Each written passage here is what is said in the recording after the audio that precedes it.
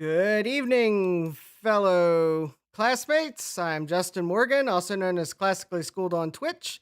And hello, everyone on YouTube. What's another content idea appeal among friends? All in the name of a high quality stream. Yes, when Elgato says that you might have to file a content ID claim appeal, here's how to do it. I think what they really meant to not scare you away from buying a Stream Deck because of that free feature is you will have to file it. Here's how to do it. Yes. Oh, yeah, I'm sure Content ID's already done the match and flagged the video, and, well, I'm not eligible for monetization anyways, but I'll file the appeal. So, tonight, I am going to do something very unwise, often called foolish, doing it on YouTube and probably on Twitch as well. And that is, I am going to dare bring out a container of thermal compound. Yes. In this case, it is Arctic MX5 thermal compound. I now already know some of you are screaming, that's not Arctic Silver, or that's not MX4, or you should have used this brand. You should use toothpaste. No, not using toothpaste. Bad idea. Don't you dare do it. Because this is my MacBook Air, and it's going to have to last until it just completely melts itself down. And hopefully the thermal compound will keep that from happening. So without further ado, I am going to start disassembling this. I am following the iFixit instructions, which I guess I could copy a link in case anyone is curious.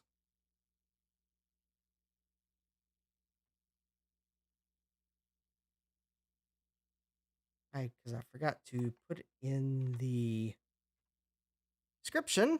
But if anyone is curious and would like to follow along with the instructions, I have now put the link in the chat because I suspect you will want to see me make a fool of myself, not just see me share the screen and this lovely view here. So anyways, without further ado, I am going to take my trusty P5 Pentalobe driver, which I have no idea where I got it from. And I am going to remove the screws in the order that iFixit describes them in the manual. And my silicon mat here has numbered spots. And at least for the bottom screws here, I will remove them in clockwise order. That way, when I go to reverse the directions, I will just simply put the screws back in reverse order as they are mentioned in the directions, because often iFixit directions just tell you to follow them in reverse to put your computer back together because, well, that is usually how most things go back together. I am sure somewhere there is an object that you have to put back together differently than you took it apart for some odd reason.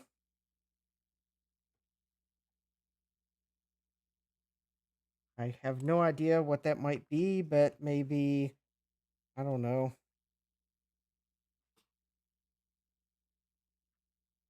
Parts on a car.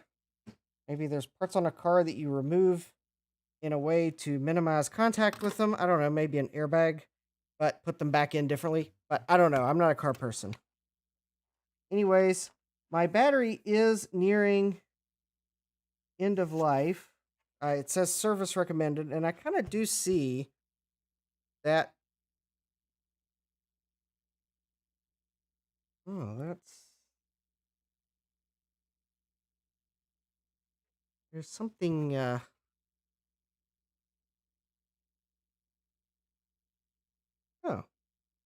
there's something sticky in my MacBook. I don't know. That's weird. Let me take a look. I don't think it's battery. I guess it's just maybe something that wicked up from somewhere. All right. Well, I mean, the MacBook itself looks fine, other than the batteries are maybe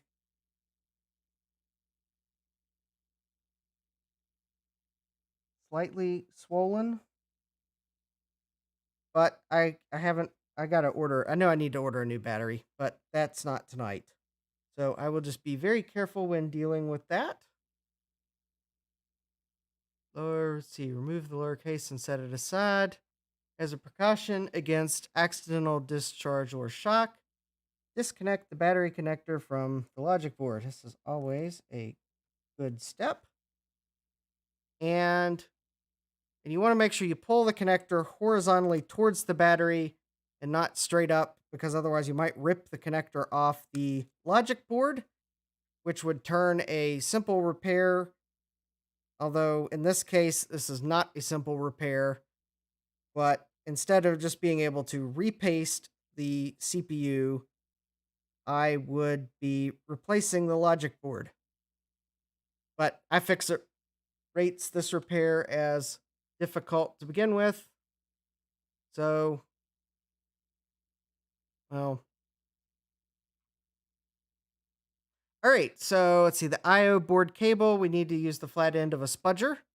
So I have this spudger here that probably came from Otherworld Computing. And we need to pry the IO board cable up. And that is what it's showing. And carefully peel the IO board cable from the top of the fan. Ooh, yeah, it is a little sticky. Oh, there we go.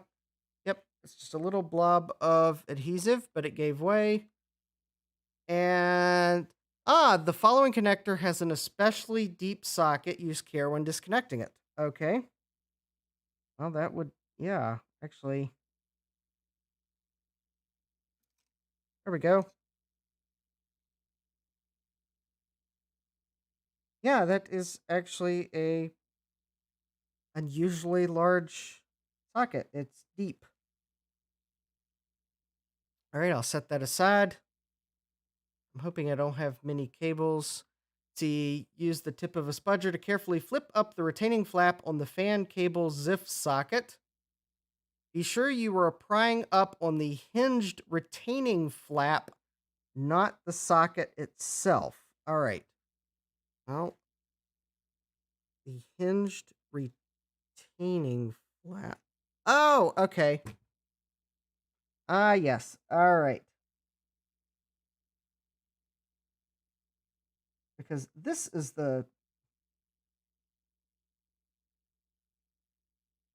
All right, it looks like...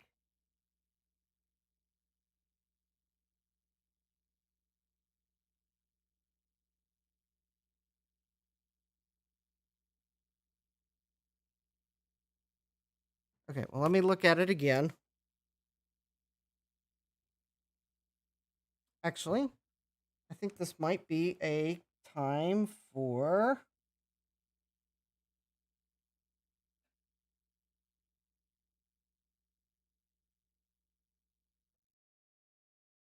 that I can actually have a chance of seeing the socket better.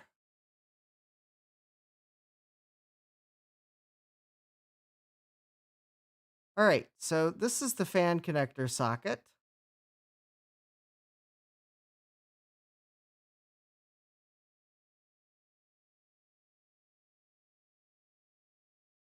And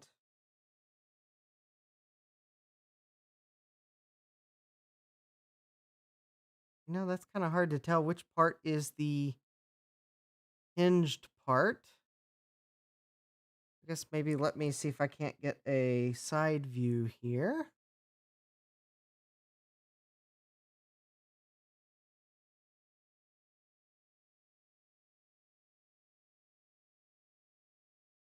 All right, I'm pretty sure that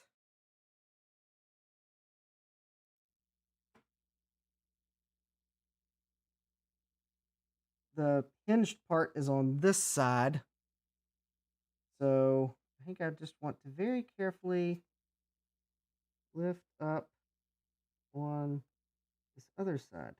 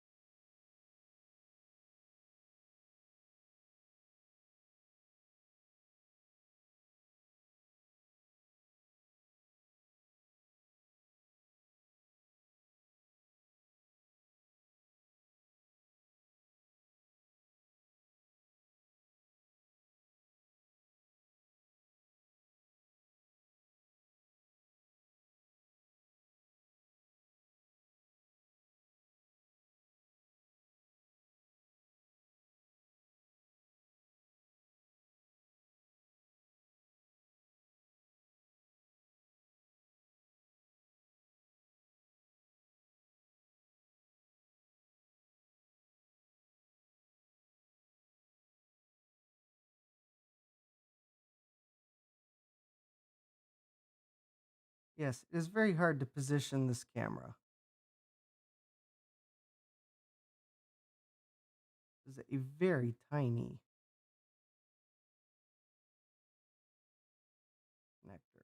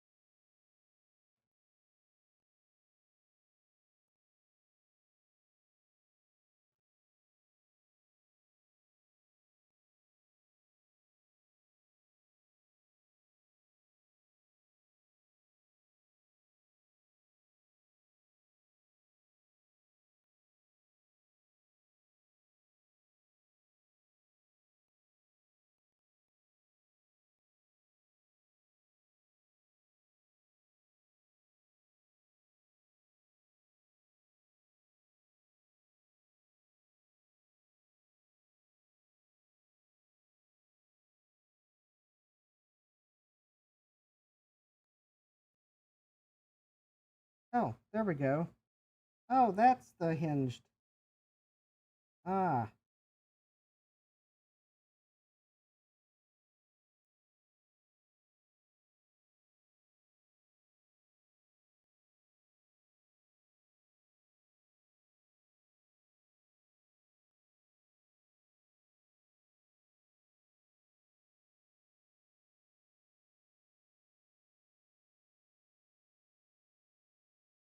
all right. Well, I got it. The hinge is on. Yeah, that's really hard to see.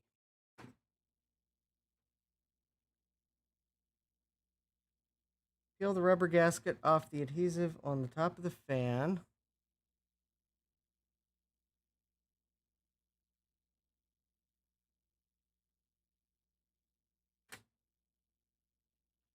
And then remove the following 3 screws. All right, well, let me put this back in the orientation of the pictures because that's easier for me to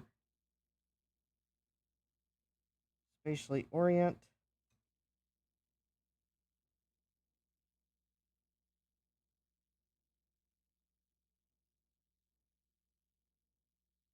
Oh, well, looks like the adhesive already has given way. So we've got a T5 Torx, a T5 Torx, and a T5 Torx. So naturally, I will find T4, T7,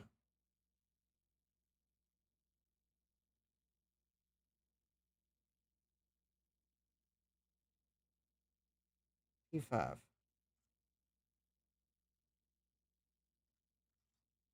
All right, so the first one it lists is this one here.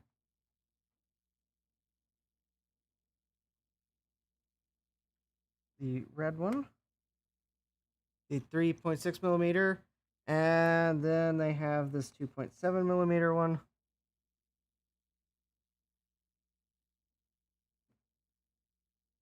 And then I think this one.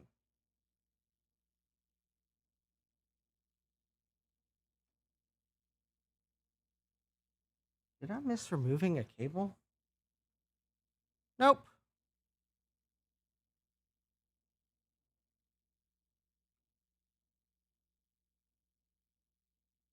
Oh, they still have that cable plugged in their instructions too. You know. Oh, that might be a captor screw. All right. Lift the fan out of the case and carefully pull the ribbon cable out. All right. Oh, see, the fan should come out. I will pull the screw out, and it says gently pull the fan cable out. There we go. That is the cutest little fan in the world. Disconnect the I/O board by pulling the power cable away from its socket on the logic board. Pull parallel to the face of the logic board towards the right edge of the air. All right.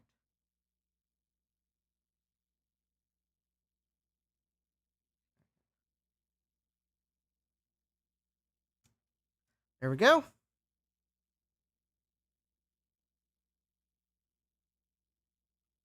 Pull the camera cable parallel to the face of the I/O board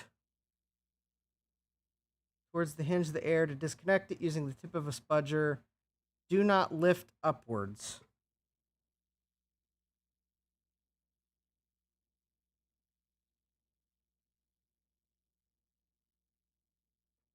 There we go. I did not lift upwards. Very important step. Use the flat end of a spudger to pry the left speaker cable connector up and out. Pry from beneath the wires. All right, up and out. And prying from beneath the wires. All right.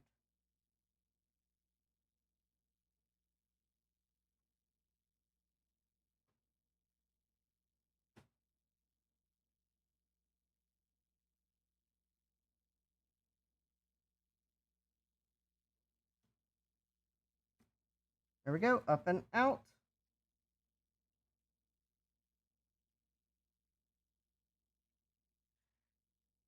Let's see here. Use the tip of a spudger to, okay, the microphone cable. It's another one of them with the little flippy lid there. The microphone ribbon and the volume button ribbon cable from its socket.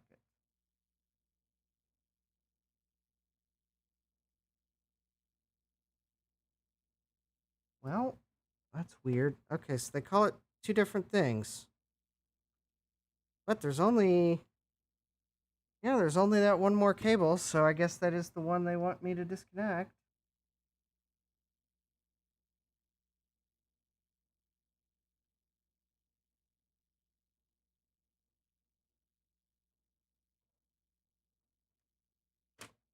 You know, this would be a lot easier.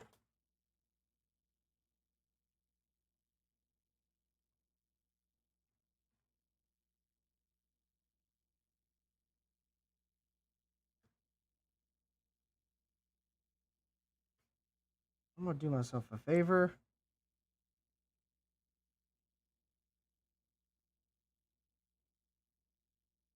Because the battery is just held in with about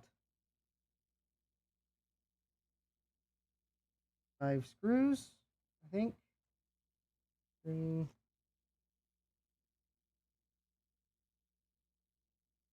4, 5. I know the instructions don't say you need to remove it, but quite honestly,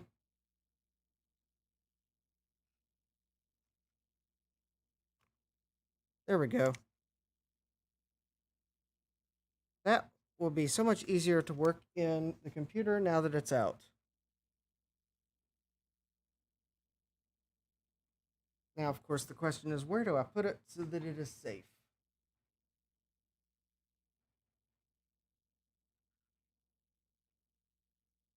And the answer is in a bucket of parts that have nothing to do with MacBooks.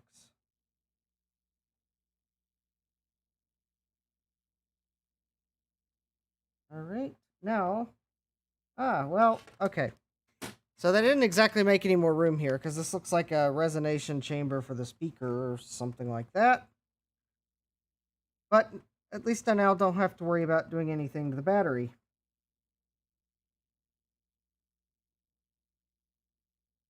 So it's a win, I guess.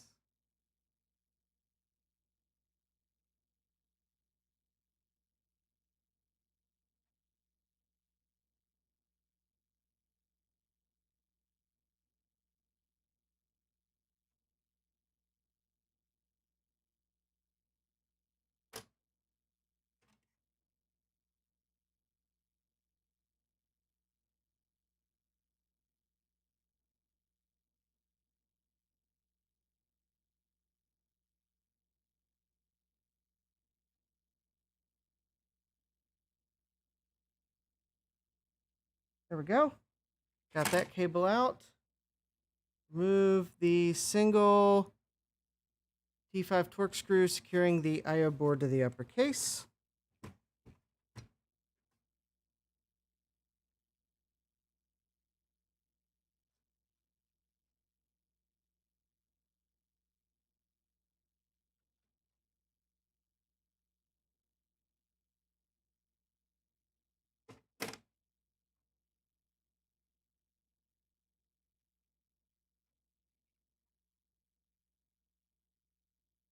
Ah, okay. Oh, yeah. So that I/O board has one of the USB 3 ports, the headphone jack, and the power connector.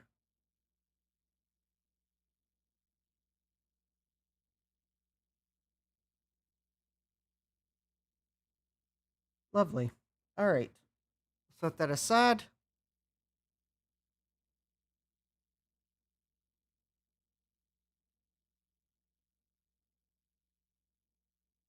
Remove the two T8 screws holding the antenna cable retainer to the left.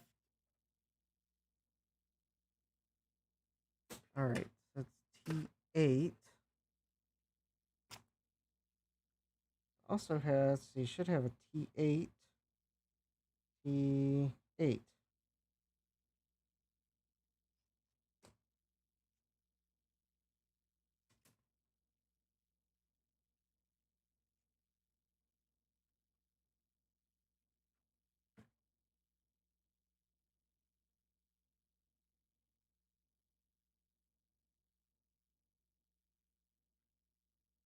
All right, I don't know why the iFixit instructions on the non-PDF version says you need to have a security T8 bit, which I do have one just in case, but the PDF instructions say a T8 this T8 bit is not security, and I was able to get those 2 screws out. Maybe there's security screws somewhere, or maybe it's just a typo. See, push the antenna cable retainer out of the way and remove the T5 torque screw securing the end of the heatsink to the upper case. All right.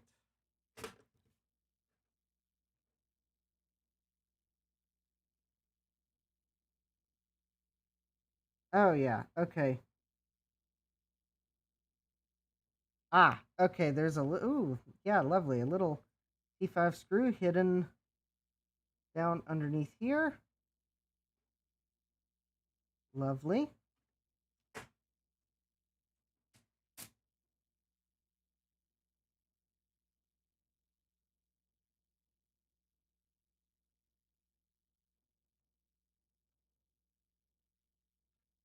I guess if you're noticing the fact that it looks like I have an aftermarket solid state drive in this computer, you would be correct.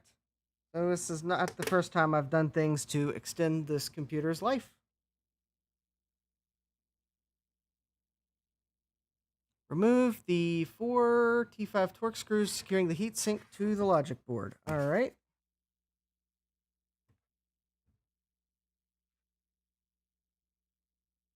I think I can recommend the drive in here that I got. I know there are adapter boards you can get on eBay and Amazon that supposedly let you use a standard MSATA solid state drive in this vintage MacBook Air. But the problem I found is that everyone I've seen, they stick up too far. So you have trouble with one I bought. I had trouble closing the case, so I couldn't even use it. But the other one, I actually got the case closed, but the computer was kernel panicking all the time, and all I could figure was that even though I got the case closed, that when you pushed on this part of the case bottom, and not even doing it intentionally, but just by using the computer, it was flexing the connector, and well, BSD doesn't exactly like it when your hard drives go away unexpectedly. All right, if the heatsink seems to be stuck to the logic board after removing all 5 screws, use a spudger to carefully separate it from the faces of the CPU and GPU. All right, so is it going to come willingly? Oh, yeah. Here we go.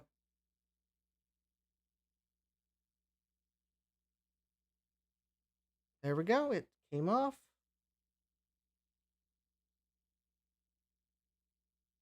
All right, these shots show how the rubber fan gasket should be installed during reassembly.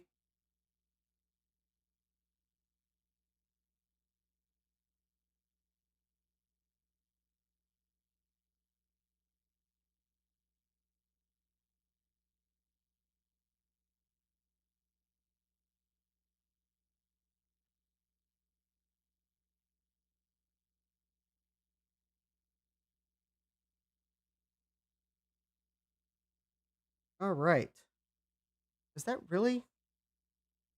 No, they called this difficult, but I guess it's because of the size of some of those connectors that this was difficult, but that was less difficult than I was afraid of. Although, I would kind of like to get some of the excess dust out of the computer. And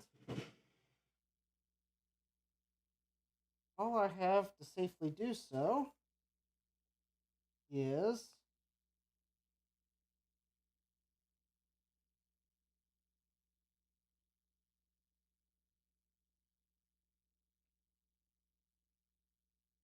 a lens cleaning kit. I'm going to presume that's well, I will very carefully use that, but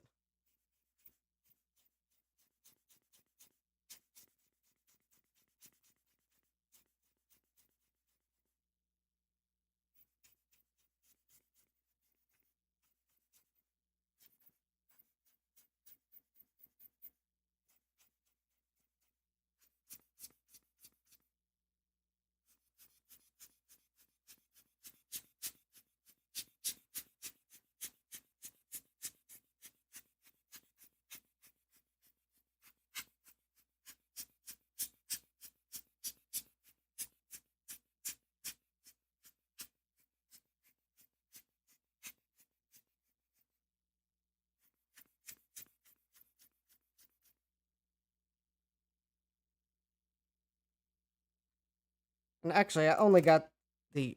I would have probably actually have waited to do this until I had the battery kit. But when Macyak got canceled tonight, I decided I would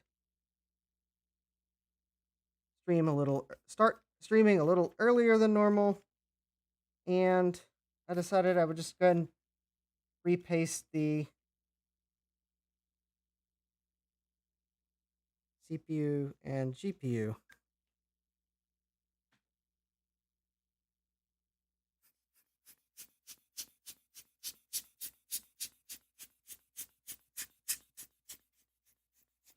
Plus, I guess it gave me an excuse to examine the battery and risk failure live on YouTube, all at the same time. And Twitch. I can't forget about Twitch. Well, sometimes I could, but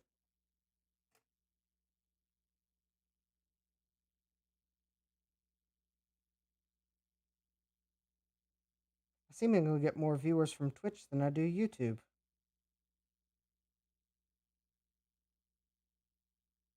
But Jay, if you're out there lurking, I do have the YouTube chat up. I will see it if you send me a message.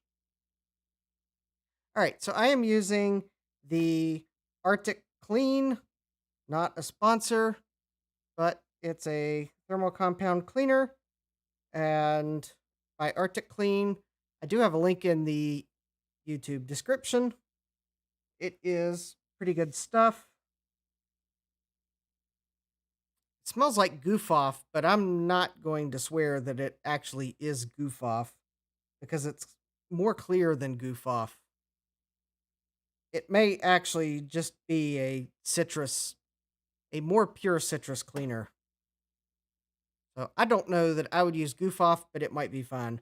And then I think Arctic Clean's number 2 is just isopropyl alcohol, but quite honestly, the fact that they test this and it works, totally fine. It usually doesn't cost that much to get the real stuff there.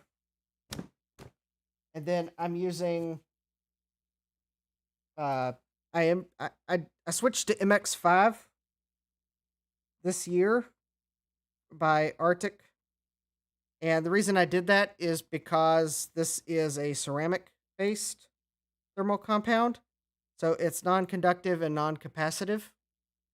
I know Arctic Silver is non conductive, even though I think it actually has silver in it, but it is somewhat capacitive. So if you get too much on things, and you can have problems. So I switched to MX5 because I thought it might be a little bit more forgiving than even the MX4. Also, I guess also I kind of like the fact that it's a different color, so you actually applied something different. So, um, I have MX4. MX4 works well too. So, but for this MacBook Air, because it is my primary Mac. I mean, yeah, seriously, it's my primary Mac. I'm going to use the good stuff on it because Apple didn't. Um, yeah, it is true that the thermal compound that they apply on electronics when they assemble them is just, it's like the cheapest stuff possible. It's awful.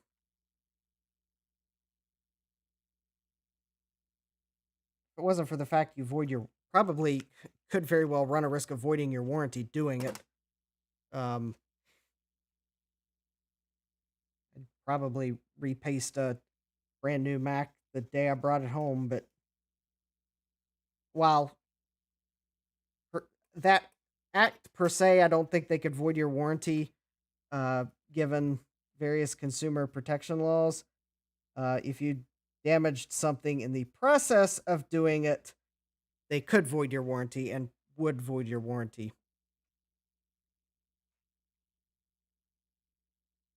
So I guess my theory there is if Apple's willing to cover the repair when you have Apple Care, when it's a failure due to the fact they used absolutely horrible thermal compound, well, fine. And yeah, I probably should have repasted this years ago, but I guess I was too scared of breaking it. But as of late, I've just been, yeah. Hey, Sad Mac. I was wondering when I would say something to bring out the Mac Yackers from the background. Yeah, yeah. This is a 2012 MacBook Air. Yes, I am the warranty here. So if this was a brand new MacBook Air, yeah, I would not be repasting it because, as I said, well, Apple's going to cover it under Apple Care. And yeah, if I had an M1 Mac, I probably would buy Apple Care just because, uh, especially given how new they are. So there's no track record of long-term reliability. But yeah, probably as soon as the warranty ran out, I'd repaste it. Although I have to admit, the pasting on this MacBook Air was not quite as bad as I was expecting it to be, but it was bad.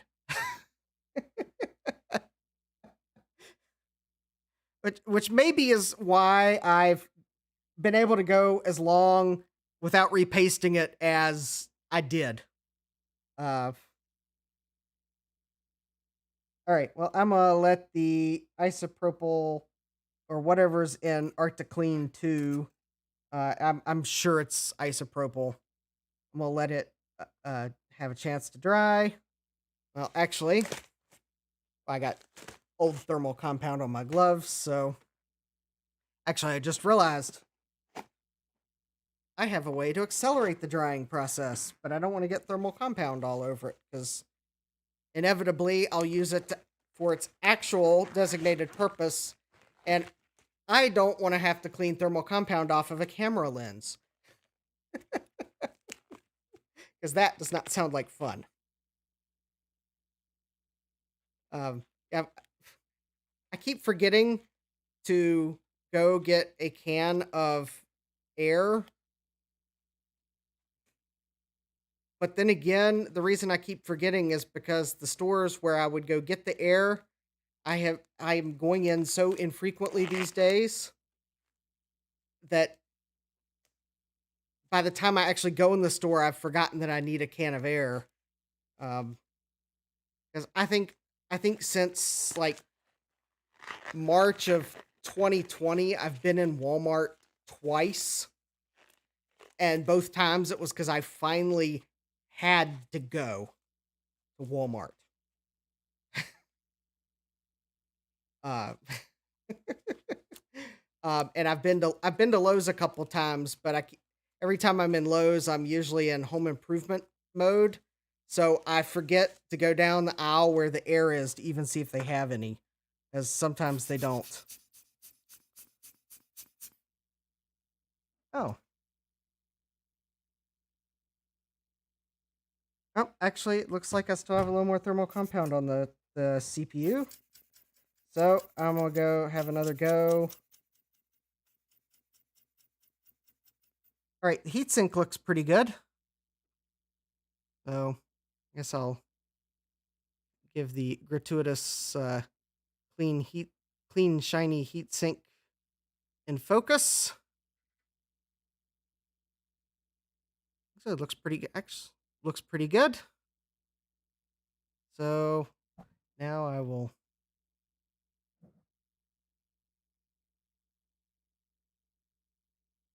focus back. I may have bumped the aperture. All right. Actually, I think I will attempt to just use Arctic Silver 2. Let's see if that thermal compound comes off with it.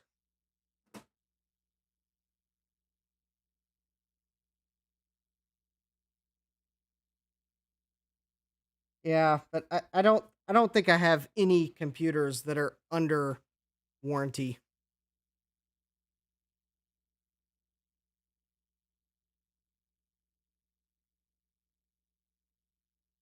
Now that I think about it,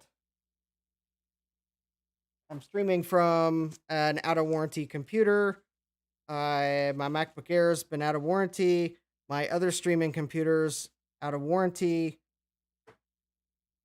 The Mac Pro that's disassembled is out of warranty.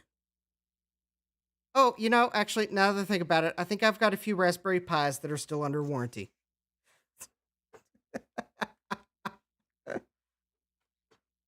Ha ha ha.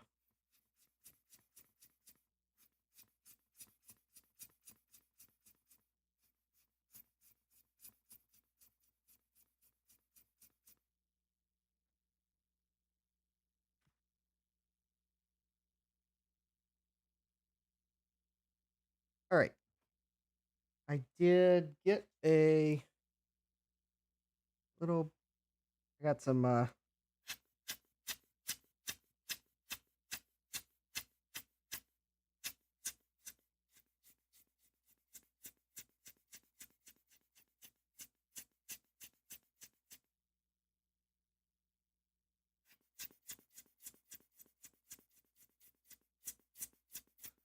Yeah, I got some isopropyl alcohol down on the board.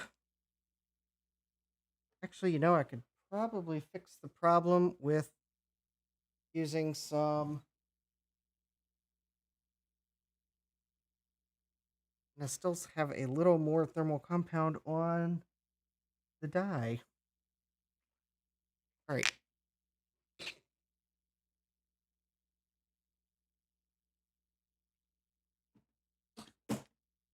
Okay, that was a bit more than I wanted to apply, but the important thing is that is actually 91% isopropyl, so it will dry quicker than whatever's in this Articlean.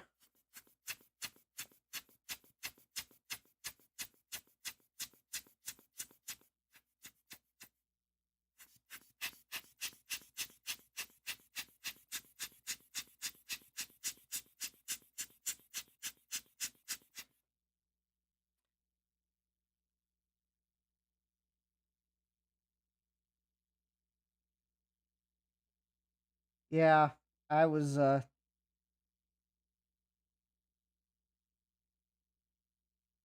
get by as long as I can with what I have mode.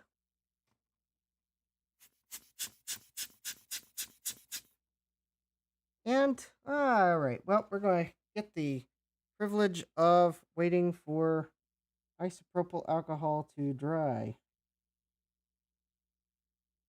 I guess I will see if I can encourage some of it to wick up with this microfiber cloth.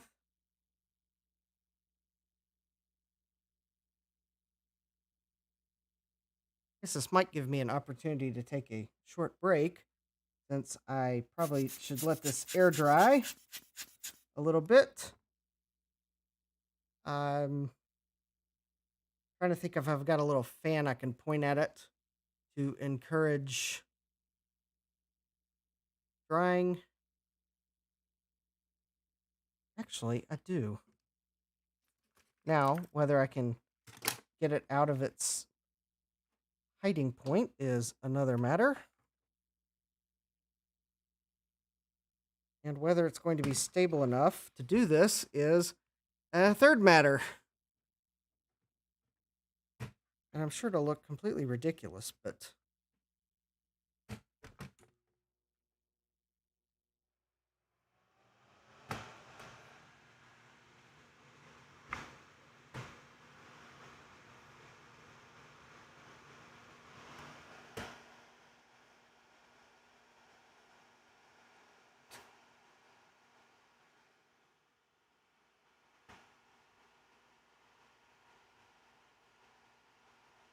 it's a fan.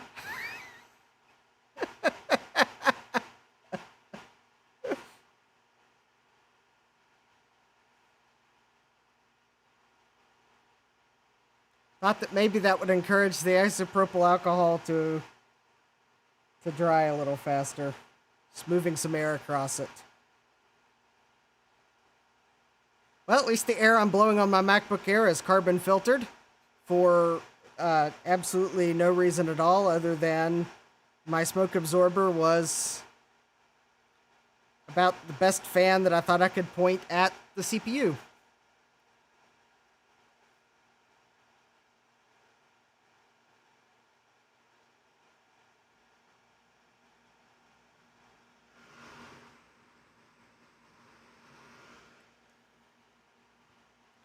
Actually, it looks like it's doing its job.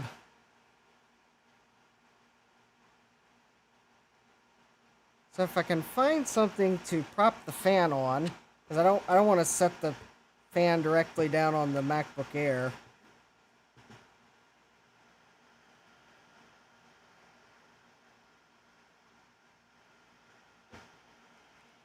But that seems like a bad idea.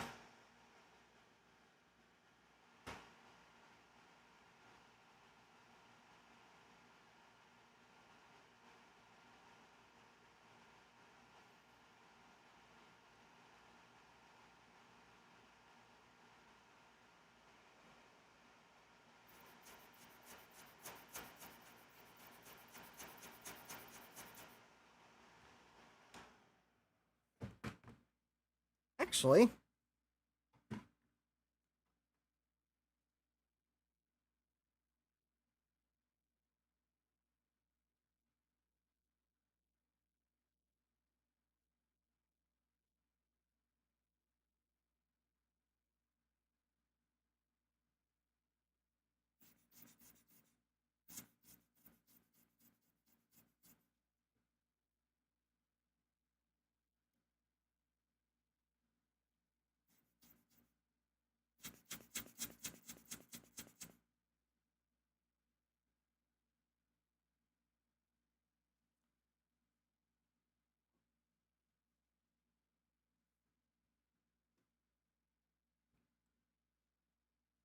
well, it mostly did its job, but I think I'm just going to have to let the MacBook Air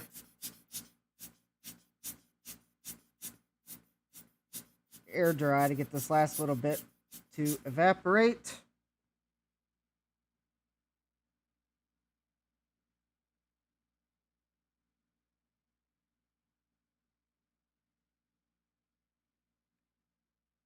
So I want to take a quick break. I got some cool tunes tonight that I'm sure I'll have to file a content ID appeal on, but well, that's better than no tunes now that I've got something. It's a piece I found on the Elgato Stream Deck music library, and well, they kind of mention on their website, well, if you do get a content ID match, here's how you file the appeal.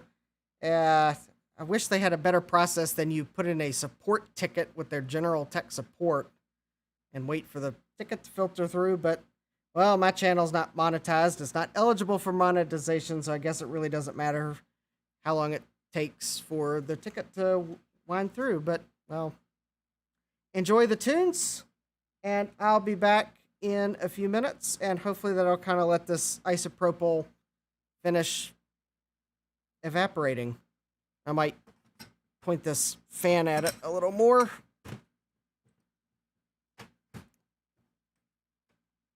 If I think it won't fall over, or well, actually, there. I'll set my solder station on the corner of it. Now it won't fall over.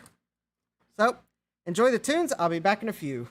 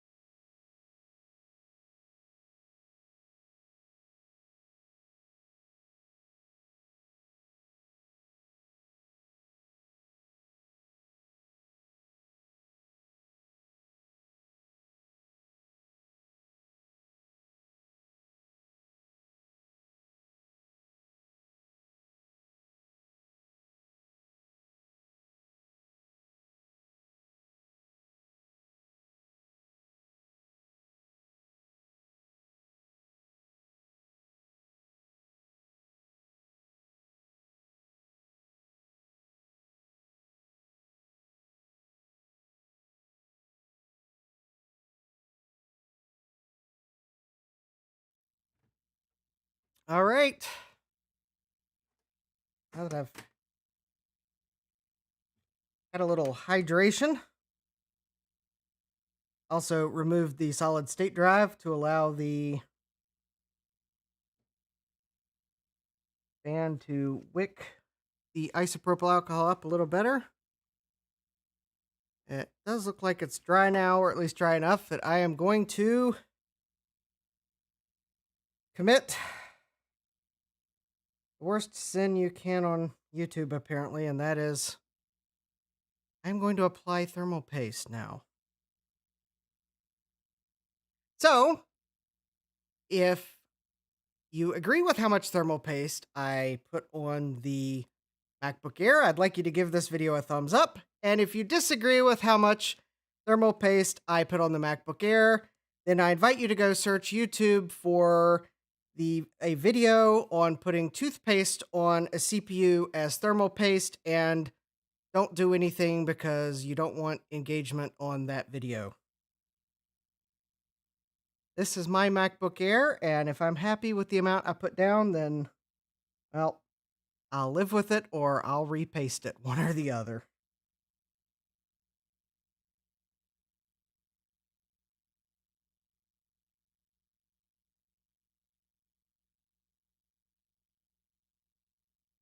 And actually, I think that might actually be a little bit more than I wanted to put down. I was looking to see if I had a application tool and didn't find one. However,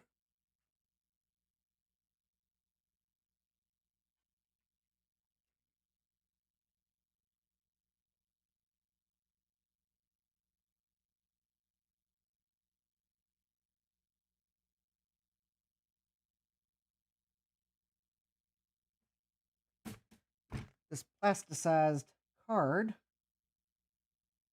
will work just fine.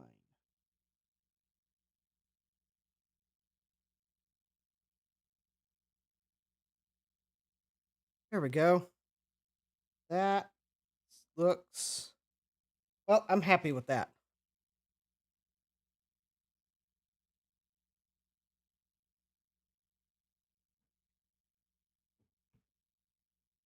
Spread the paste out.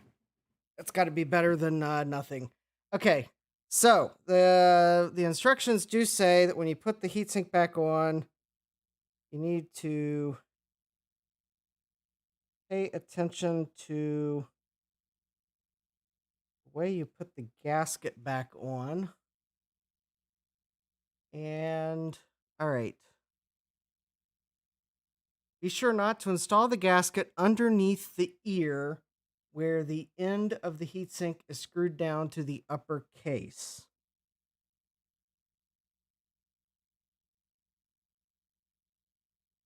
Oh, okay. I see what they're getting at. Okay. Um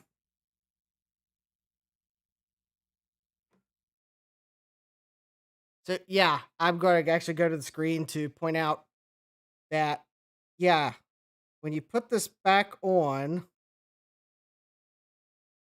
you want to make sure that you follow this picture very carefully. And in other words, I think this is what they mean. And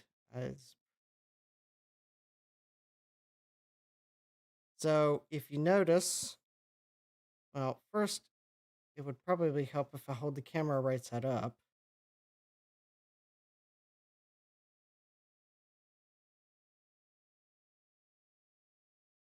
So this side of the heatsink, that's the screw that you use to hold the heatsink down. Notice the gasket does not go under it on that side. So don't fall for that trick. Even though on the other side of the heatsink, it actually does go under the assembly. On this side, it just goes around that little protrusion on the heatsink, not underneath the screw tab. All right. Now that I have saved someone from a potential time of frustration trying to get everything back together, All right.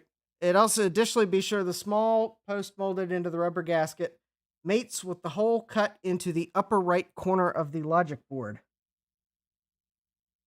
Oh, yeah. Okay.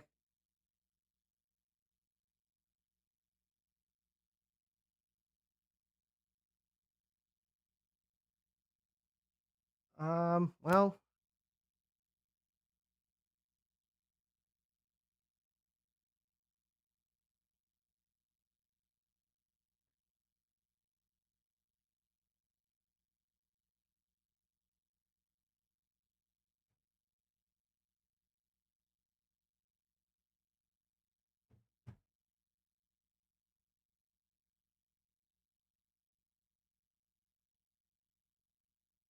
oh, okay. Yeah, there's a okay, I see what they mean. So the gasket, there is a on this one side, the gasket goes under the logic board and there's a hole right here that there's a protrusion and that needs to mate with that hole.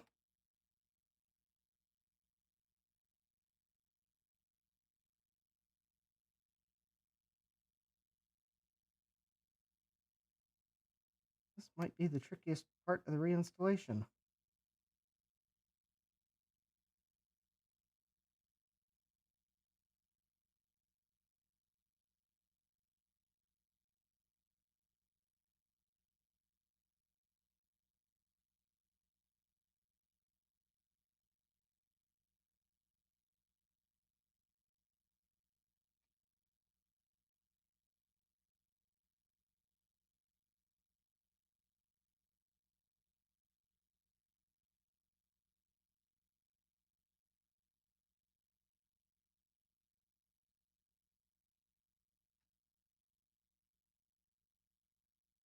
Well, it'll be easier if I turn the MacBook Air.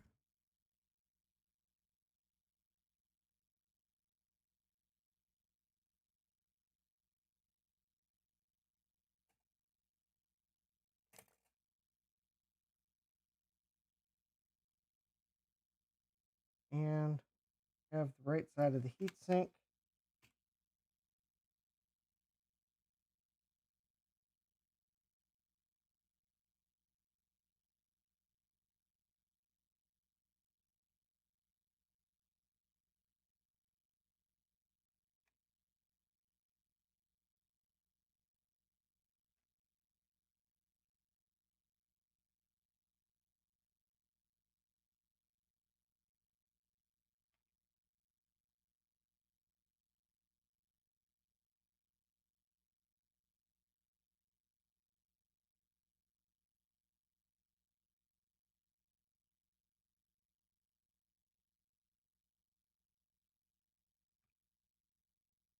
There we go.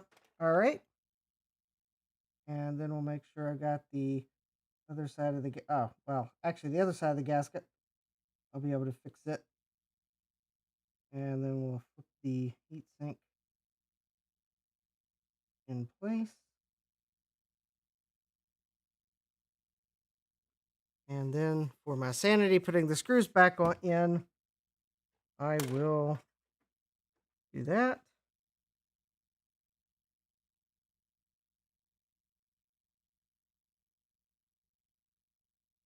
So that I can put them back in reverse order.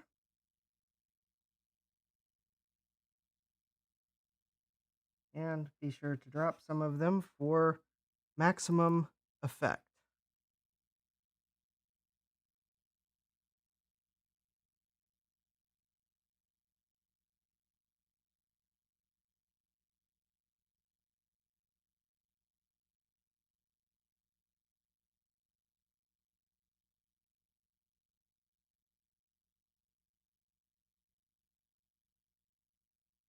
So I'm first just really loosely putting the screws back in the order I removed them. And then I will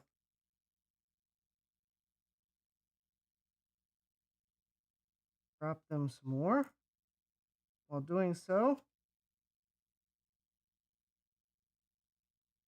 And then I will actually kind of, once I've got the screws loosely in place, I will screw them down tightly, gradually, but in a X pattern to kind of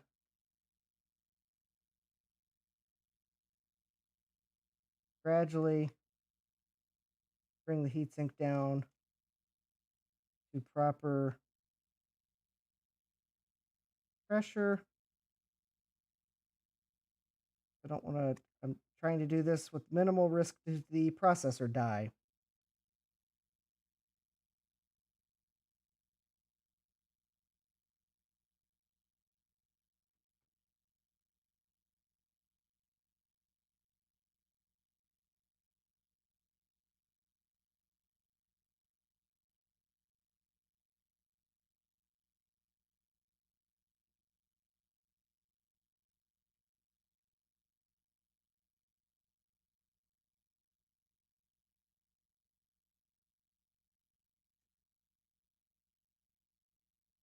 There we go.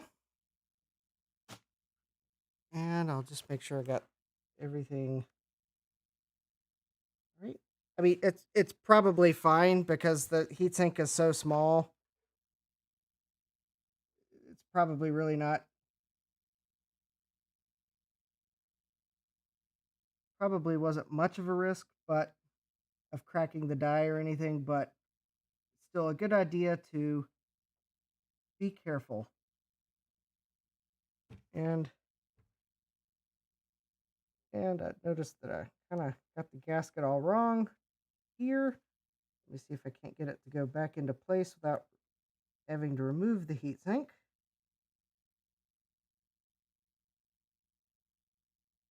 I think I can because since it is a rubber gasket, I think I can get it to squeeze down in under there.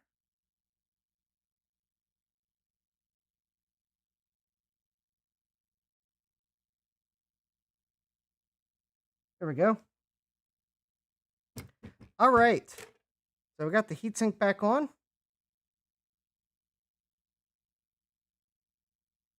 There is no heatsink on that, whatever that is. Probably the, well, I could look at the teardown and tell you what that chip is. It's probably uh,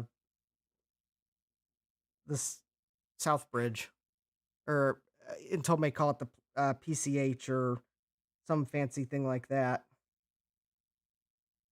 But let's see, that's probably going to be the Wi-Fi. Actually, it's probably a combo Wi-Fi and Bluetooth. Yep, because it's got two MAC addresses. One's APID airport and BDID. Yep, so it's combo Bluetooth and Wi-Fi. So I guess I probably should put this back in because I'm following the directions in reverse. I don't want to, well, I think I would remember which screw went in it, but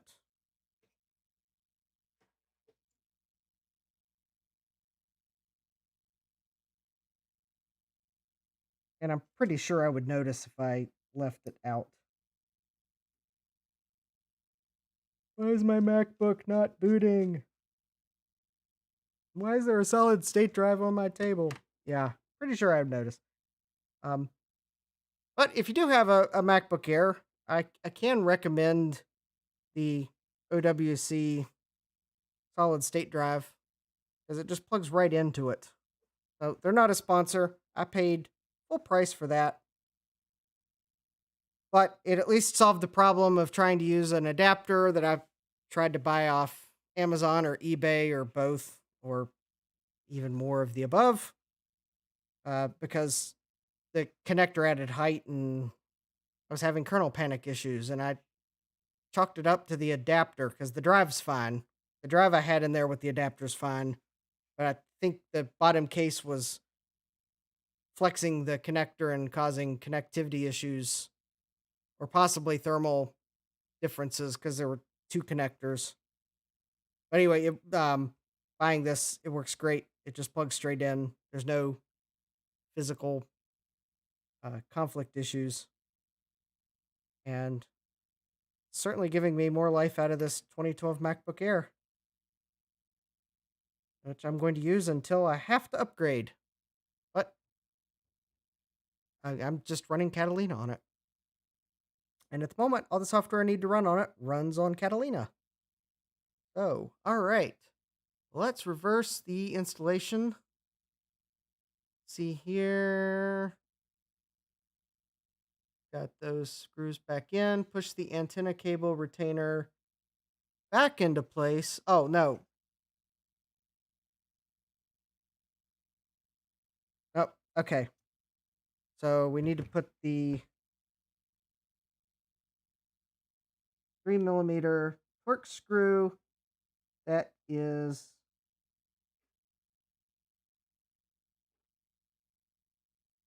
all the way down back under there. And it's a little tiny screw.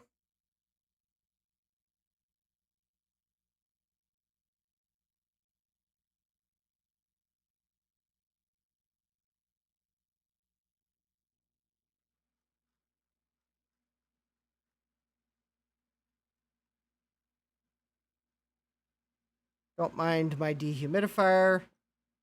Well, you could probably only hear it when I'm talking, but I live streamed down here last night, and then I forgot to set it back to its usual setting because I usually bump it up while I'm live streaming just to avoid any audio issues, and I forgot to set it back down to its usual setting. So it's now running when it usually wouldn't be at this point. I will definitely remember to set it back tonight because I don't like it when my basement is too humid. Although, luckily, the temperatures today were actually thoroughly enjoyable. In fact, I was driving home from work and I think I noticed that my car's thermometer said it was 68 degrees outside, which I couldn't believe for an August day, or I guess it's September now. Which I couldn't believe for a September day this close to August.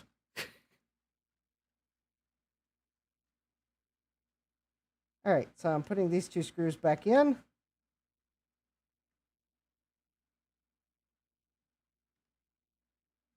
So there we go.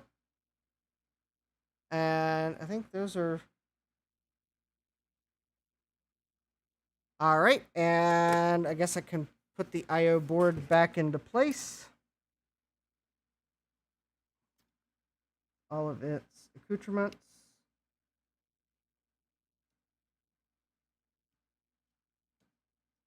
Oh, I think now in trying to get it back into place, I see why they told you to lift it where they did, and it's because the MagSafe connector likes to stick to everything. All right.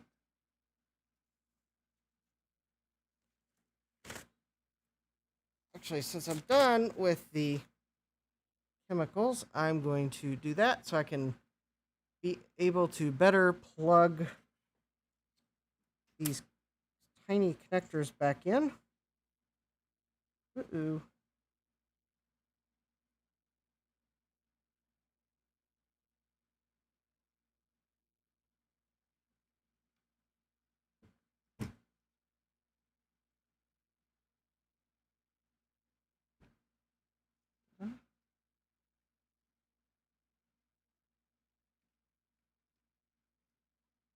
Oh, I may have, it's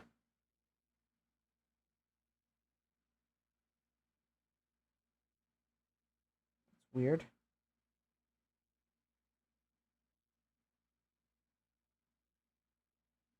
One, two, three, four, five, six, seven. Oh. There we go. I bumped one of the screws.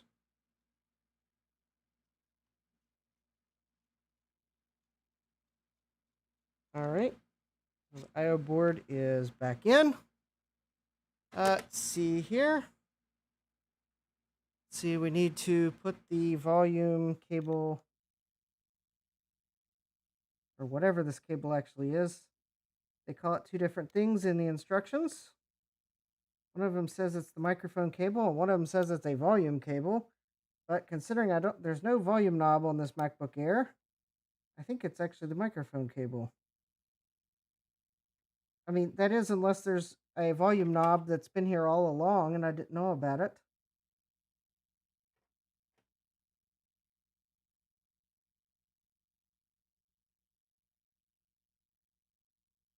All right. So there's that cable. And let's see here. I think this. Oh, actually. Oh, I see. It's probably because one of these is a microphone and one of these is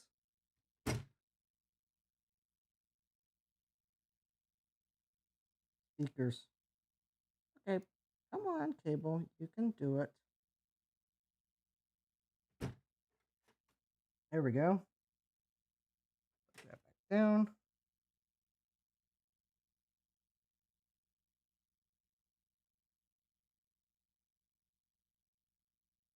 All right. And let's see here on the. Oh, I guess I plugged that back in. Did I skip a cable? No. Okay. That was the left speaker connector.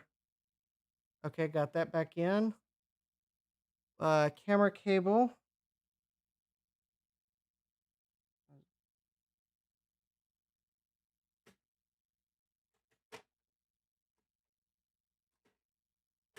Very tiny camera cable, which I think I can rotate that back this direction now because I'm doing well with the assembly. There we go.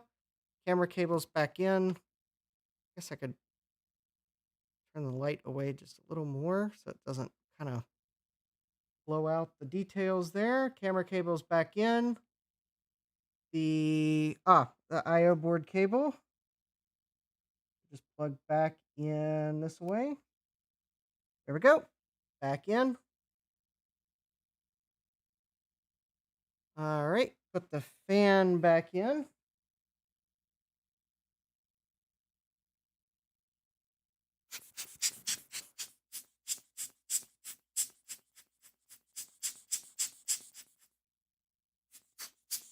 A little better than nothing dusting before I put it back in.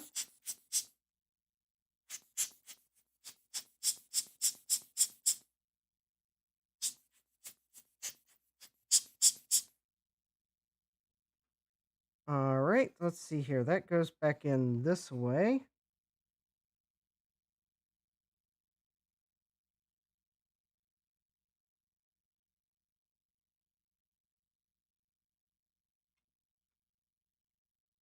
Right. Play a little component Tetris here. All right, that looks like how that goes in. All right, so let's see here. The short screw goes.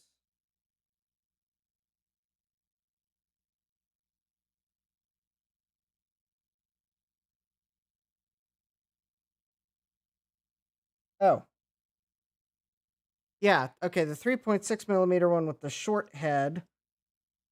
So yeah, that's why the head is shorter. Goes here.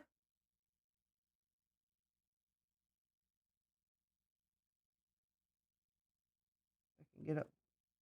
Oh, hold on. Oh, that is not the. Okay, word to the wise. There are what appear to be two screw holes on the fan, probably because the same fan is possibly used on two different MacBooks, or Apple wasn't quite sure where they wanted to actually put the screw one. So you want to make sure you get it on the, I guess if the MacBook if you got your MacBook Air like this, you want it on the one that's going to be on the right when you're looking at it. But it's clearly circled in the picture if you bothered to look at the picture like I wasn't.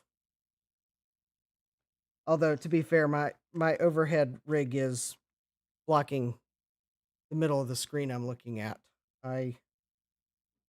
Yes, I've got my monitors on a monitor arm, which partially solved the problem of me not being able to see my second monitor, which is why I'm not like doing this number to look at it around my microscope. I'm just kind of doing this number to see what is behind the overhead rig. I think I'm gonna design my own, like, I'd like to design my own overhead rig that would attach to the ceiling so that I don't have to set it on the table, but still come down low enough that the cameras are about where they are because they're in a good place, which is good so I can manually adjust them easily.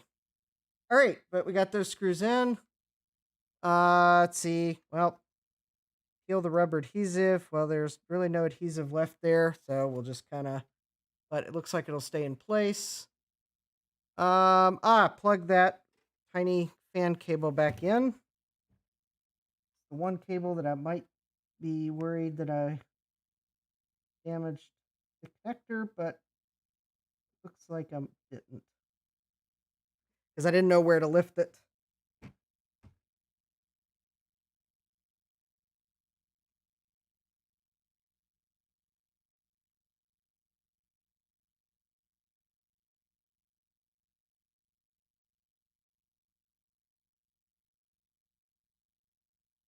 Looks like I got it in.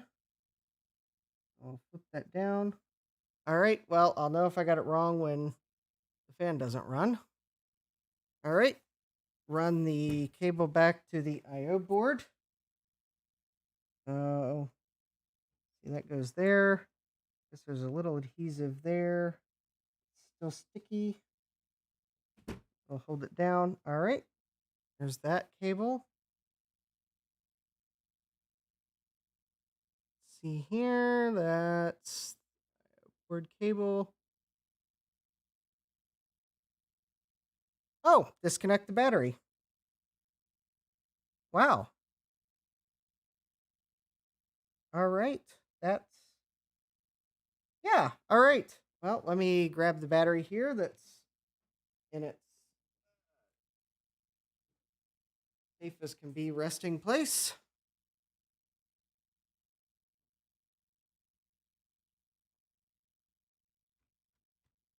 I think it was, I would probably recommend just removing the battery. Then you don't have to worry about, I mean, definitely unplug the battery, but you might remove it. It's only held in by 5 screws. Yeah, the plastic might crack, but, well, then you don't have to worry about it. Anyways, I will be replacing this battery like really soon because this past weekend it went from it finally went to service recommended status. I know Sad Mac probably has known. I've kind of been mentioning on Mac Yak that my battery is, it's doing weird, especially because I think on the previous Mac Yak or one before it, they were talking about battery calibration, and I mentioned, yeah, it's really weird. macOS says my battery's fine, but it's dying before it hits 0. I can't calibrate it. And the funny thing is, when it does that and I come back from the dead battery, the clock is wrong, which is really annoying because Creative Cloud really hates it when you boot the computer and log in and your clock is that wrong. It logs you out of Creative Cloud. Although I guess I can't blame them because when your computer is telling apps that it's like 20 like 2011 or something. I don't remember what time it goes back. I think macOS. Well, macOS, the real time clock is probably resetting to its default time. because there is no real-time clock battery. I think the MacBook's battery holds it. There's probably a super cap on here that might hold it long enough. Well, no, wait a minute. There's a swappable batteries. There's probably not a super cap on here. Or if there is, it's probably really intended to um well, no, there's probably not. If this had a replaceable battery but no real-time clock battery, Apple would have put a super cap on in it so that it would hold the time while you swap the battery, but yeah, I think Apple did I think Apple probably intended that when your battery got to that point, you would go to the Apple store and pay them $129 or whatever the out of warranty battery replacement fee is for a MacBook Air. Or in the year 2021, they'd probably really encourage you to recycle this and buy a new Mac, which I can't blame them, but I can. I mean, they are in business to sell hardware. Actually, since this is an obsolete Mac, they probably would not replace the battery in it. Yeah, they would not. They'd probably say, too bad. An independent repair shop probably would replace it. Because Apple, I don't think Apple has batteries, but there's third-party batteries. I just haven't decided if I want to buy the battery from iFixit or the battery from Otherworld Computing. I'm not buying a battery that I don't recognize the brand because it's a lithium-ion battery, and if something happens because the battery's defective, I would like to be able to go back to the company and say what gives.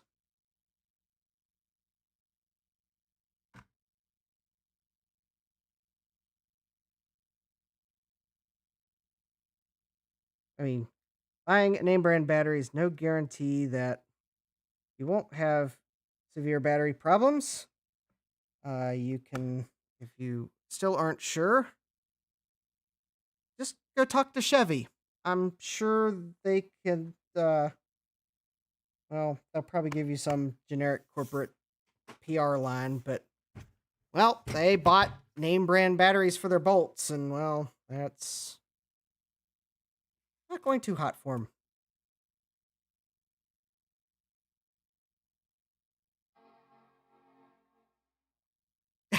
For a moment, I thought I forgot to plug the battery cable back in.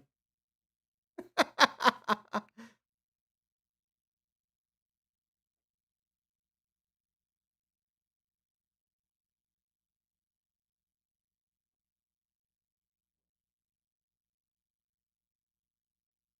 don't know if that does anything, but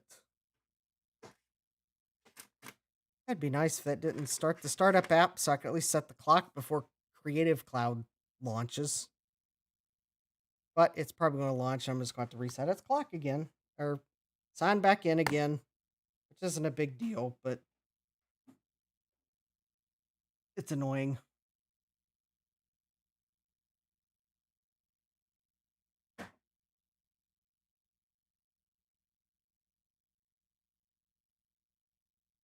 But, anyways, it appears as if I have successfully repasted a MacBook Air.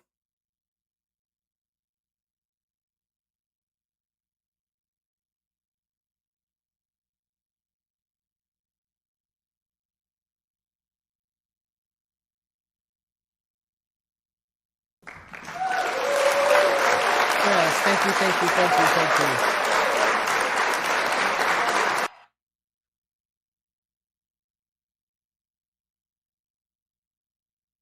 I had to do that. Might be another content ID match waiting for me, but, well, fine. I am licensed to use that sound, even if Content ID is a merciless automated system. Well, I don't know if automated systems can be merciless, but, well, it's certainly an automated system, and tags you when you use sounds.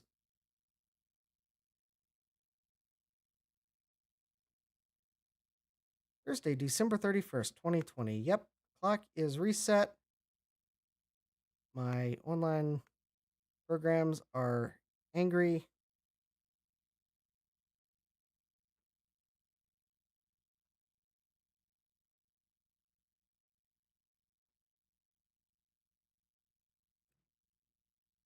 But it is.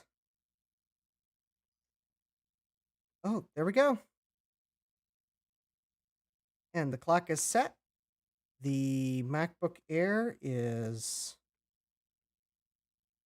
seemingly running nicely. I don't know if I've got a program on here that shows temperatures, but without the thermal paste, though, takes a little bit of time to get to its optimal application state. But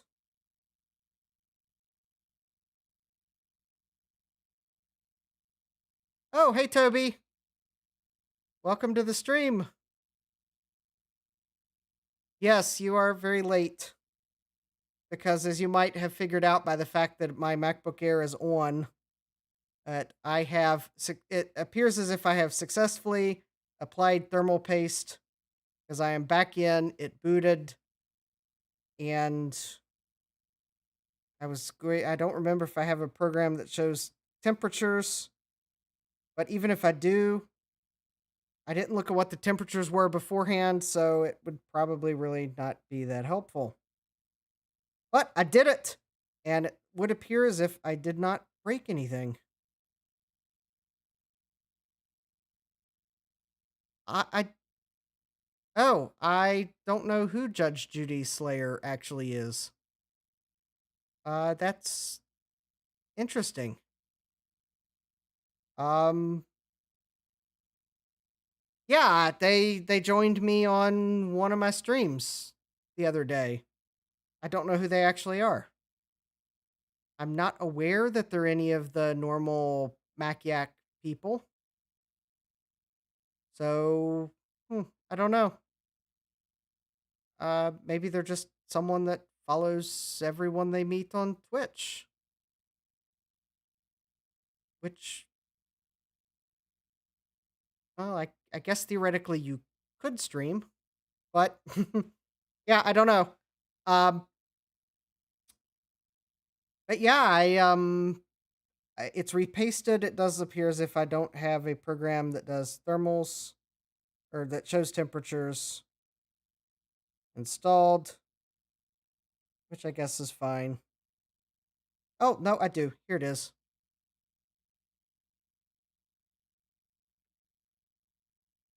A new version is available.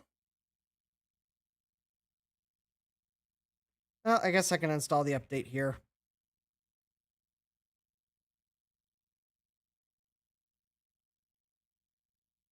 Oh, my CPU temperature is 91 degrees C right now.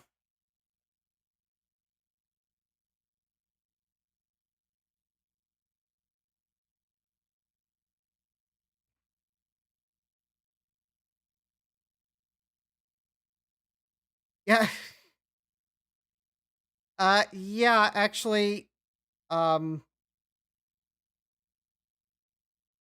I think it was fine. I think it's because it was what the program was doing. It's 85C now, 69C, 89C.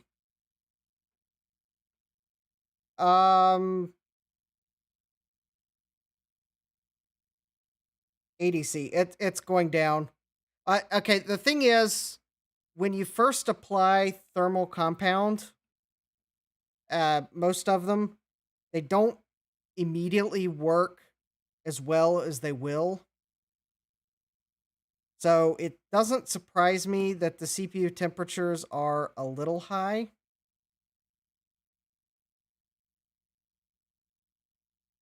But yeah, it's now it also is probably because of things that are running on the computer. Because actually it's down in the 60s now. Uh down in the 50s now. So I suspect if I looked, there was probably some processes that were still running from where I had booted the computer. Because yeah, it's down to 50. The main thing I wanted to do, I was trying to look to see if I could see the um, fan speeds. Because I think this program will do them. Unfortunately, I can't well, anyways, so it's yeah, I know it's gonna be a little hard to see, but anyways, so here's what it looks like now, and that is a really awkward angle.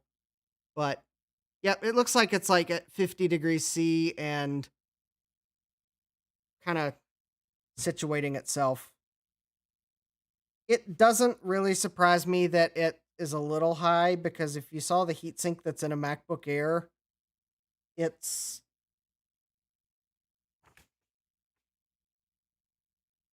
even less metal than I thought it was. I mean, I knew the heatsink was going to be small and lightweight because it's yeah, there is a fan. This is there are I think there's actually two fans in the case. I had to remove one of them to get to the heatsink out. Um or maybe there is only one fan. I don't know. There is a fan in the MacBook Air. This is a um yeah, yes, MacBook Airs have fans. At least the Intel MacBook Airs have fans. I believe the M1 MacBook Airs have no fans. I think you are correct there. The Mac but that's because the ARM processor doesn't necessarily need one. You get less performance though. But yeah, this is an Intel MacBook Air. It does have a fan. So you may also be correct there. The original MacBook Air may have also not had a fan. This one definitely has one. It gets really annoying when rendering videos. Yes, I am silly enough to render videos on a MacBook Air. I do not recommend it. But I'm making do with what I have, and well,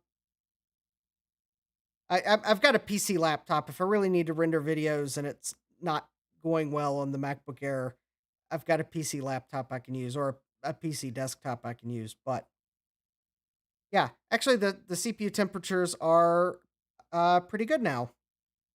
For they're in the 40s. So actually, probably after I use it a little while and just kind of let the thermal paste soak in, it'll probably be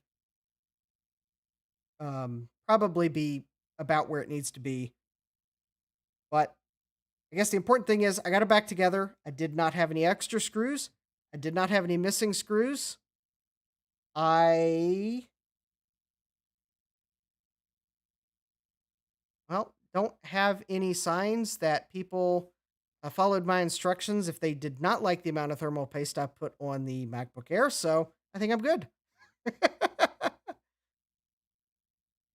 Yeah. Yeah, yes, I was sending people to another video if they disliked my thermal paste application. Uh, but then telling them not to click anything because that would be channel engagement.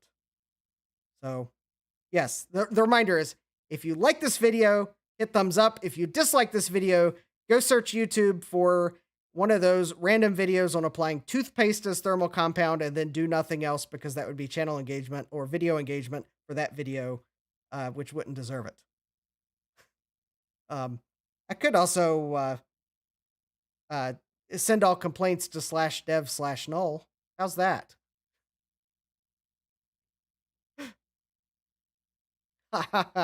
Little BSD humor there.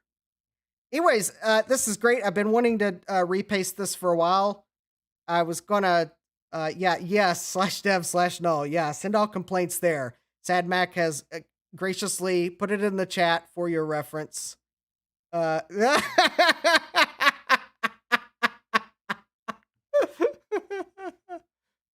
Well, if they're, yeah, it will confuse them. Um, because I'm sure as soon as I click the end stream, I will have 2 or 3 porn links appear in the comments. No thanks to the automated bots that do that. Yeah, actually, I actually knew when my video was actually live for replay on YouTube because I got 3 spam porn links in the comments. And I knew, yep, it must have just gone live because the bots found it. So, yes, word to the wise, if you ever are browsing comments in a YouTube video and you see a URL that looks short and innocent, it is not innocent. It is going to redirect you. Yeah, yeah, send your spam links. Yeah. Uh, Usually it's like 3 letters, dot, and then if I haven't found the setting yet. I thought you could. I will turn that because honestly, I really don't want links in the YouTube comments unless I vet them. Because there's even if they're not short links like that redirect through 13 different servers.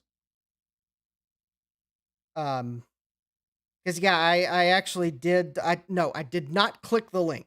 To be clear, I was 99.99% sure I knew what the link was going to redirect to ultimately, but I found a website where you can go and report a link you think is suspicious, and they will confirm if it's malicious or not. And it did confirm that they were malicious links, and it even on one of them it said it had 13 redirects to the final URL, which was definitely not innocent.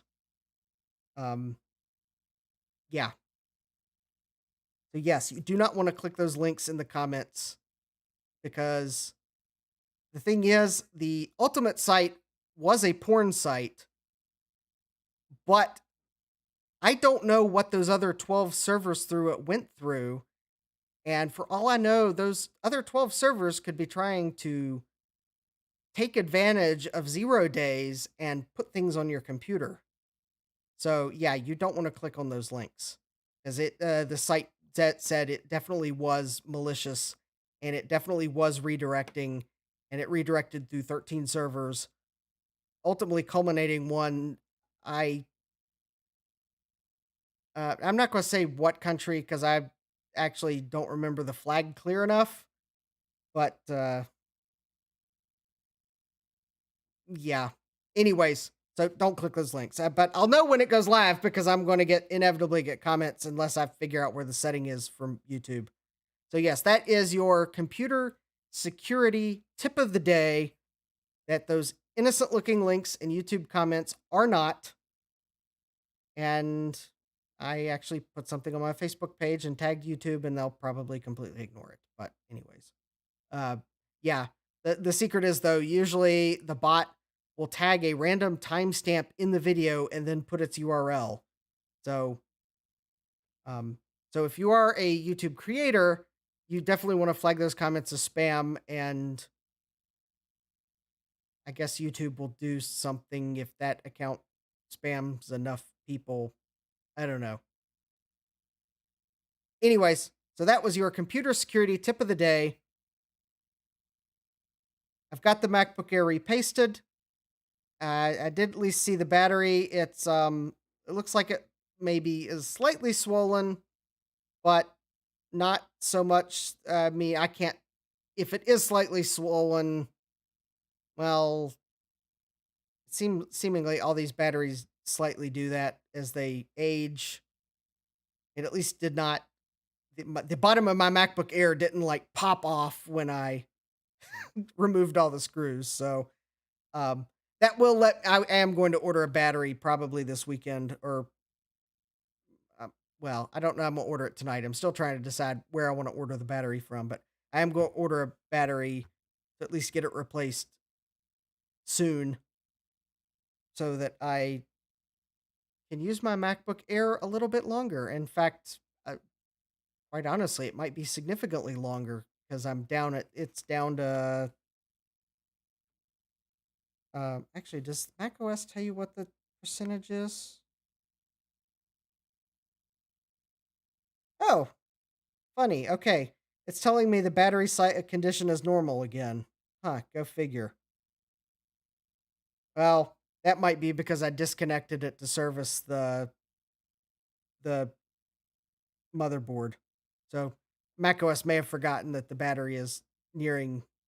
Uh, it was telling me earlier this week service recommended. So I'm gonna order a new battery. I had intended to repaste it in the same event, but when they canceled MacYak, I decided, and I hadn't thought of anything else to stream. So I was like, I need to do it.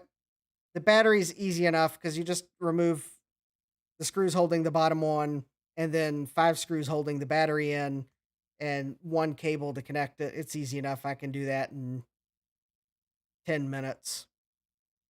So I decided to repaste it because I thought that'd give me more immediate benefit. So the temperatures are, it looks like they've kind of settled in the 40s, mid 40s. So it looks like so I think it's good. I'm happy. So hopefully, though, I'm gonna give it some use tonight, and hopefully it won't like I won't be surprised if it does spike kind of high initially, but hopefully within the next week or so of use, the thermal paste will cure, for lack of a better term. Or I can't explain it. I don't know what it does chemically. It's not like this thermal paste cures because it doesn't. I mean, it'll eventually dry out, I'm sure, but it doesn't cure in the sense of like epoxy cures or like thermal adhesive cures. But there's still yeah, it does something. There is some settling that happens, and you don't get optimal performance for like I'm trying to think of like I think Arctic Silver. You really need to run it for 400 hours before you get optimal performance. I don't know that this takes as long, but there is something that happens. So if you're watching this and you do your repaste and then you think your temperatures are high right off the bat, don't worry. There's settling that happens, curing. I don't know what the correct term is. Soaking in. I don't know. Maybe the thermal cycles helps it to level out. Whatever it does, you probably will see your temperatures drop some, especially if you had the factory thermal paste, because the factory thermal paste is always awful. So as long as you didn't put too much thermal paste on, but I spread it out with a little plasticized card. So I think a nice thin layer. I could have probably just put a dot. I don't really want to say how big of a dot because I'm sure I'll get it wrong. Um, eh, Especially since you're actually applying it to the die and not a like it's not like a desktop CPU that usually has the metal cover. You actually apply it to the die itself. So I don't know if like rice sized might be about right, but I spread it out just to make sure it was a good thin coat. You don't want to put too much. But at least the thing is, this is my MacBook Air. If I did get too much and temperatures don't normalize like I think they should, I'll take it back apart and I'll repaste it again. So I'm willing to take that risk. I'm comfortable working on computers. If you're someone, if you're not comfortable working on computers, I definitely say don't try this because some of these cables in the MacBook Air are really small. But if you're comfortable working on computers and you have a fairly steady hand and you're really careful with those small cables, I think you'd probably be fine. But just realize though, iFixit does rate this as a difficult repair, and it probably is all because of the fan cable, the the webcam cable. Although the webcam cable is not really that small, you just want to make sure you pull it straight out. It came out pretty easy. But yeah, the fan cable's small, the microphone cable's small. Those two are probably why they rated it difficult. Because really, a lot of the other screws are really not that. There's really nothing difficult. Some of the cables are small, but those two connectors are fragile. So, anyways, that is tonight's live stream. I did the unthinkable. I repasted a computer on YouTube live. I did it. Hooray. So, if you're watching this later, join the club. You can give me a subscribe on YouTube or a follow on Twitch. I do know Twitch does usually give faster performance with the feedback from the chat.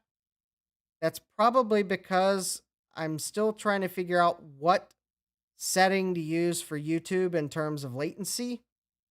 That YouTube doesn't force me down to standard definition, but also doesn't cause you to buffer every last glitch on your internet service provider. So that's kind of the problem with YouTube, and I'm still battling that. So I hope to get to the point where at least YouTube is tolerable, because I know there's a lot of people that don't like to use Twitch. But then there's a lot of people they don't like to use YouTube. So hey, I'll probably continue to stream to both for the near future at least. So I'm glad to have you all join me. I hope you all have a great evening. Hopefully next week we'll have Macyak. Well, I guess and that I'm not one of the hosts. I've been a guest once. I'm not one of the hosts, but I do watch it every week. So you'll see me in the chat. Sad Max in the chat and Toby's in the chat. So you'll see us every week. We're there. I'm there unless I've got to work late, but usually I usually don't have to work late. So you'll probably see us in the chat. I'm hoping that the other Macyak hosts, they get their, some of them had some flooding issues with the storms that went through the Northeast. So hopefully they've got that under control soon. So, and then hopefully they renegotiate Bruce's rate. Ha ha ha. Anyways, so hopefully let's hope Mike fixes his mic this time, because otherwise someone's just going to have to go give him some in-person tech support. Anyways, yeah, hope to see y'all later.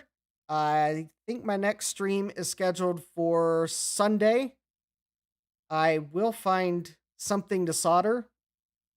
I've got plenty of stuff to solder. It's just deciding what I want to solder on stream next. Anyways, so Sunday afternoon, Solder Sunday, I will build something. So, yeah. Yeah, it probably is the cat's fault. They probably sabotage the mic because they want more attention. I mean, they're cats. Even though, yeah, they're then going to ignore him, but, well, cats are cats. What can we say? Anyways, have a great night, and I'll see y'all later. So, have fun computing. Be nice to your computers. Don't apply too much thermal compound. Yep. Take care.